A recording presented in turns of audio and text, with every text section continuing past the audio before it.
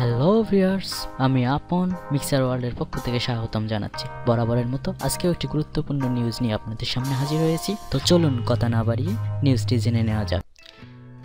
এর আগে Indian Premier League IPL, Sunrisers Hyderabad ও ইংলিশ কাউন্টি ক্রিকেটে বাংলাদেশি মুস্তাফিজুর রহমানকে নিয়ে সামাজিক যোগাযোগ মাধ্যম ফেসবুক বা টুইটারে বাংলায় পোস্ট দেখা গেছে। এবার পাকিস্তান সুপার লিগে তামিম ইকবাল, সাকিব আল হাসানের কল্যাণে পেশোয়ার জালমির কর্ণধার জাভেদ আফ্রিদি ফেসবুকে বাংলায় পোস্ট করেছেন। যদিও গুগল ট্রান্সলেটরে সাহায্যে ইংরেজি থেকে বাংলায় অনুবাদ করতে গিয়ে ভাষার বিকৃতি ঘটিয়েছেন জাভেদ। শুক্রবার ফেসবুকে সাকিবের সঙ্গে একটি ছবি পোস্ট করেন পেশোয়ার জালমির মালিক। ছবির ক্যাপশনে অগোছালো বাংলায় বাংলাদেশি ভক্তদের ধন্যবাদ জানিয়ে তিনি লেখেন, সমর্থনের জন্য আসতে আমাদের সাকিব আল হাসান পরিবার ও মহান দেখতে বাঙালি ভক্তদের সাথে যোগ দেওয়ার জন্য আপনাকে ধন্যবাদ।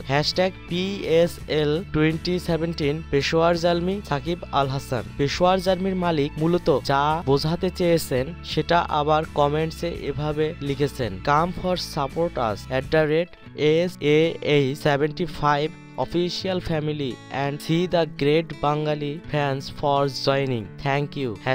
#PSL 2017 পেশোয়ার জালমি। এদিকে PSL এ এবারের আসরে জালমির হয়ে খেলা প্রথম ম্যাচে আরেক বাংলাদেশি মাহমুদুল্লাহ রিয়াদের কোয়েটা গ্ল্যাডিয়েটর্সের বিপক্ষে বিস্ফোরক ব্যাটিং করেন তামিম ইকবাল। মাত্র 46 বলে 4টি 4 ও 4টি ছক্কায় 65 রানের অসাধারণ এক ইনিংস খেলেন তামিম। যদিও বৃষ্টির কারণে 20 ওভারের খেলা 16 ওভারেই শেষ হয়ে যায়। জালমির একাদশে সাকিব আল হাসান থাকলেও ব্যাটে নামার সুযোগ হয়নি। তবে শনিবার ইসলামাবাদ ইউনাইটেডের বিপক্ষে সাকিব তামিম দুজনেই ব্যর্থ ছিলেন। ব্যাট হাতে তামিম করেন 4 রান আর সাকিব করেন 5 রান। বল হাতে সাকিব 1 উইকেট নিলেও 5 উইকেট হাতে রেখেই জয় পায় ইসলামাবাদ ইউনাইটেড। 5 ম্যাচে 2 জয় ও 1 ড্রতে 5 পয়েন্ট নিয়ে পয়েন্ট টেবিলের তৃতীয় স্থানে রয়েছে তামিম সাকিবের পেশোয়ার জালমি।